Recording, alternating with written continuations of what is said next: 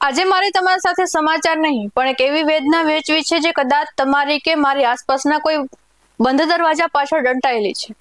ક્યારે વિચાર્યું છે કે જે માણસ ગઈકાલે તમારી સાથે ખડખડાટ હસતો હતો, જેણે તમારી સાથે ચા પીધી હતી, જેણે ભવિષ્યના હજારો પ્લાન બનાવ્યા હતા, એ અચાનક એક રાતે તેઓ શું નિર્ણય લઈ લે છે કે સવારનો સૂરજ જોવાનું જ માંડી વાળે છે. નમસ્કાર દર્શક મિત્રો, BS19 ન્યૂઝમાં આપની સાથે હું છું શ્રદ્ધા.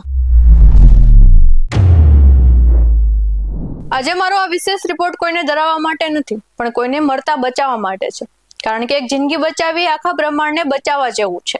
શું છે આંકડાઓની માયાજાળ? કેમ આપણું યુવાન ધન આ રસ્તે જઈ રહ્યું છે?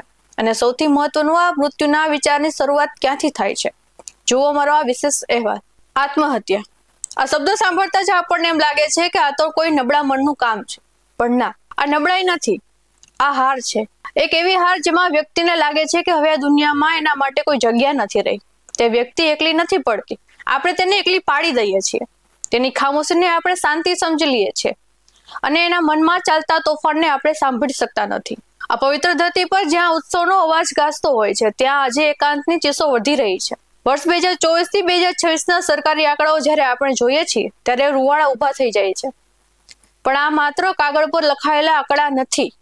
આંકડા પાછળ પિતાની આશા છે જે તૂટી ગઈ છે, એક માતાનો વાલસોયો દીકરો છે જે છીનવાઈ ગયો છે, અને એક પત્નીનો સાથ જે અધ વચ્ચે છૂટી ગયો છે. NCRB અને ગુજરાતના સરકાર સત્તાવાર અંદાજ મુજબ 2024 થી 2026 ગાળામાં ગુજરાતમાં આત્મહત્યાના કિસ્સાઓમાં ચિંતાજનક ઉછાળો જોવા મળ્યો છે. 2024માં આંકડાઓ અંદાજે 8,700 હતો, જે 2025ના અંત સુધીમાં વધીને 9,200 પાર કરી ગયો છે. આંકડા પાછળ મુખ્ય 3 કારણો છે: કૌટુંબિક ઝઘડા, લાંબી ગંભીર બીમારી અને આર્થિક સંકળામણ. પરંતુ આત્મહત્યા અચાનક નથી થતી, તેની શરૂઆત ખામોશીથી થાય છે.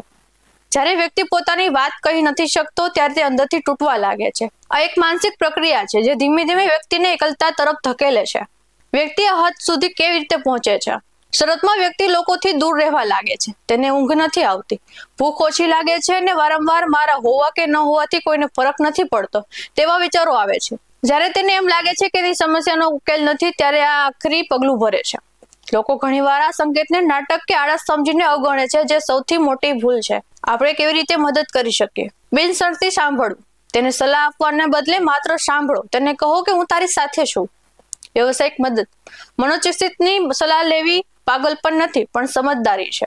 નજર રાખો. જો કોઈ વ્યક્તિ અચાનક બહુ શાંત થઈ જાય કે તેની માનીતી વસ્તુઓ બીજાને આપવા લાગે તો તરત તેની પાસે જાઓ. યાદ રાખો, આત્મહત્યા સમસ્યાનો અંત નથી પણ એક જિંદગીનો કરુણ અંત છે. એક ફોન કોલ કે એક મુલાકાત કોઈનો જીવ બચાવી શકે છે. આવા જ વધુ અહેવાલ સાથે મળતા રહીશું. તમે અમારી YouTube ચેનલને સબસ્ક્રાઇબ કરવાનું, અમને Facebook અને Insta પર ફોલો કરવાનું ભૂલશો નહીં. બાકી અવનવી અપડેટ્સ મેળવવા માટે આપ જોતા રહો BS19 ન્યૂઝ.